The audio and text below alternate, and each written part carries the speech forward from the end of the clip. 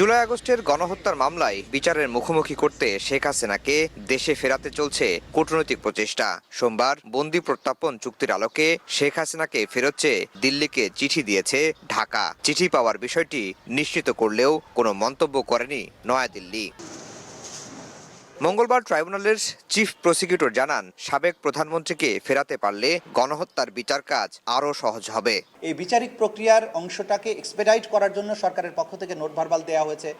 কূটনৈতিক চ্যানেলে তাকে ফেরত পাওয়ার জন্য চেষ্টা করা হচ্ছে। আমরা চাইব সরকার এই কাজের মাধ্যমে সফল হয়ে তাকে যদি আমাদের কাছে আনতে পারেন, তাহলে বিচারটা আরও ভালোভাবে করা সম্ভব হবে। লাশ পোড়ানোর ঘটনার সাথে সেই সময় কর্মরত 4 জন পুলিশ অফিসারকে আমরা শনাক্ত করেছি। এই 4 জন আর সাইফুল ইসলাম ঢাকা 19-এর এমপি সেই সময়ে, তার বিরুদ্ধে আমরা গ্রেপ্তারি পরোয়ানা জারির জন্য আবেদন করেছিলাম। আদালত গ্রেপ্তারি পরোয়ানা জারি করেছেন আজকে। ঢালাও গ্রেফতার না করে প্রাথমিকভাবে শুধু মূল হোতাদের বিচারের মুখোমুখি করা হচ্ছে বলেও জানান অ্যাডভোকেট তাজুল ইসলাম।